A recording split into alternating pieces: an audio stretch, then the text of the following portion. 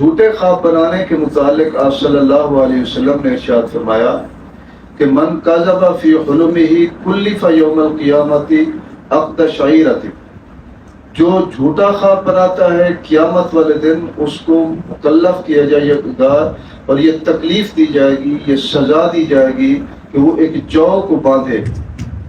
حدیث تفصیلی طور پر یہ ہے کہ قیامت والے دن جھوٹا خواب بنانے والوں کو یہ کہا جائے گا کہ جو کو بال کے ساتھ باندھیں، اور وہ جو کو بال کے ساتھ جب تک نہیں باندھیں گے اس وقت تک ان کو عذاب سے نہیں نکالا جائے گا۔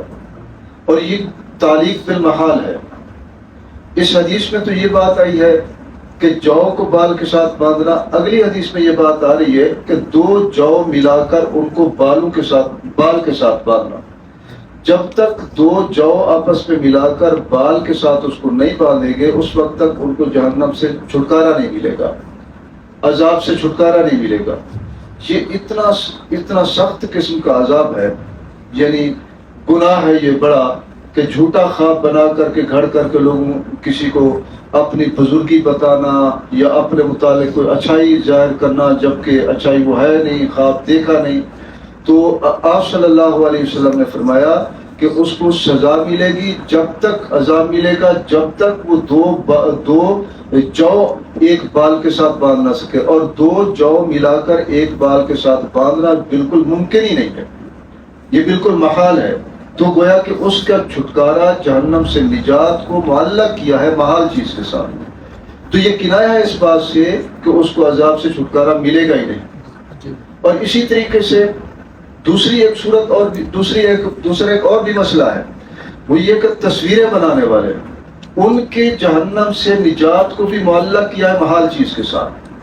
جیسے جھوٹا خواب گھڑ کر کے بیان کرنے والوں کی جہنم سے چھٹکارے کو معلق کیا ہے محال چیز کے ساتھ، یعنی دو جو ایک بال کے ساتھ باندھنے کے ساتھ۔ اسی طرح مصورین جو تصویریں بناتے ہیں ان کے متعلق بھی آپ صلی اللہ علیہ وسلم کی حدیث کا مفہوم ہے، فرمایا کہ ان کو مکلف کیا جائے گا اس بات کا کہ اس کا روح پھونکے۔ بھئی تم نے جب تصویر بنائی ہے اس میں روح پھونکے، اور روح پھونکنا تو اللہ کا کام ہے۔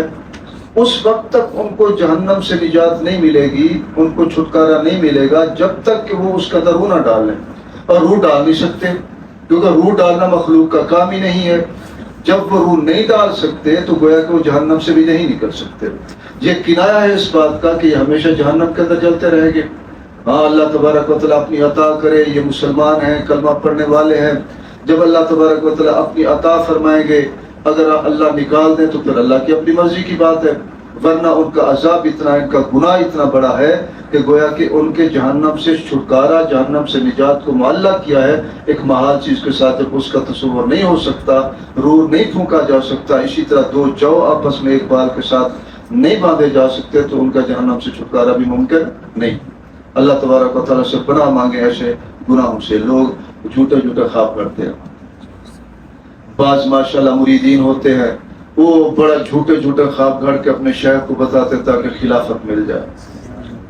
تو گویا جھوٹے خواب میں کوئی وہ نہیں ہوتی، یعنی تاثیر نہیں ہوتی، اور اس میں جھوٹا خواب گھڑنے سے الٹا گناہ اپنے سر کے اوپر وبال لینا۔ بعض اپنی بزرگی بتانے کے لیے کہ مجھے جناب والا زیارتیں ہوتی ہیں اور میں نے یہ دیکھا خواب میں اور میں یہ دیکھتا ہوں، یہ جھوٹے خواب بنا کر اپنے مریدین کو سنانا یا اپنے دوستوں کو سنانا تاکہ میری بزرگی واضح ہو اور میں بہت بڑی چیز سمجھا جاؤں۔ اس کا عذاب آپ لوگوں نے سن لیا کہ کتنا سخت قسم کا عذاب ہوگا کہ دو جو ایک بال کے ساتھ باندھنے کا مکلف کیا جائے گا، نہ دو جو وہ باندھ سکے گا ایک بال کے ساتھ، نہ جہنم سے اس کو چھٹکارا مل سکے گا۔ اس وجہ سے جھوٹے خواب نہیں بنانے چاہیے۔ جی بھائی۔